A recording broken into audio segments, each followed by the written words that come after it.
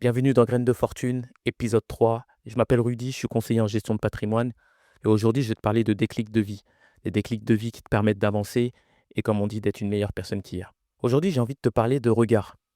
Ouais, de regard. Parce que tu crois peut-être qu'il faut attendre les grandes opportunités pour les saisir, mais souvent, ces opportunités, elles arrivent sous la forme d'un rendez-vous sans importance. Et ce que tu décides de faire à ce moment-là, ça change tout. Laisse-moi te raconter une anecdote par rapport à ça. Je venais tout juste de prendre mon poste en conseiller de gestion de patrimoine et on me cale à rendez-vous. Un rendez-vous avec un client, 1000 euros d'épargne, un compte inactif. Pas un client qui est dans la cible banque privée. Et puis, selon les dires des collègues, il avait un look qui sortait un peu du cadre. Bref, je me suis dit au début que c'était une blague, mais bon, on m'a appris un truc simple, respecte chaque personne comme si c'était une opportunité. Alors je le reçois avec le même sérieux que j'ai lorsque je fais mes entretiens. Je l'écoute, je prends du temps, je fais mon boulot.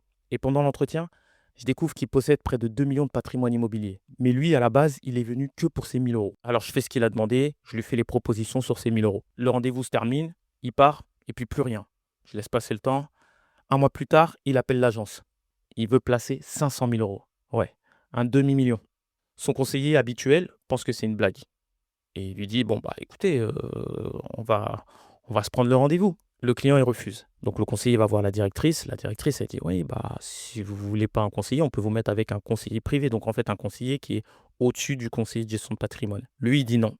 Il dit, moi, je veux placer les 500 000 euros à une seule condition. Je veux le faire avec le conseiller que j'avais rencontré la première fois. OK. La directrice, elle se pose une question. Elle se dit, Rudy, oui, oui, oui, c'est avec lui que je vais avoir rendez-vous.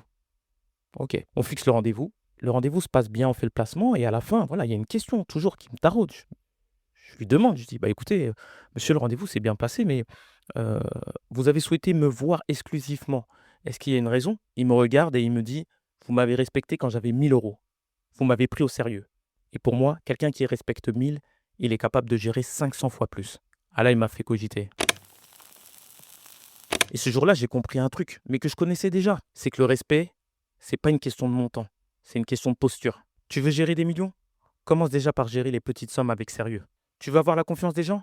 Commence par leur montrer qu'ils comptent, même quand il y a aucun enjeu apparent. Parce que tu sais jamais qui tu as en face de toi. Et tu sais jamais quand la vie vient tester ta posture. Ce que tu appelles petit, c'est peut-être quelque chose de grand. Et si tu crois que le respect, c'est qu'une simple formalité, tu vas rater des rendez-vous et des opportunités qui auraient pu changer ta vie. Traite chaque personne comme si c'était déjà une chance. Traite chaque personne comme si c'était déjà une chance. Et la vie, un jour, elle te le rendra. Peut-être même avec des intérêts. J'espère que cette anecdote t'a parlé. On se retrouve la semaine prochaine. Mais d'ici là, souviens-toi une chose, c'est que chaque déclic laisse une trace. C'était Rudy pour Graines de Fortune. Je te dis à très bientôt. Ciao, ciao.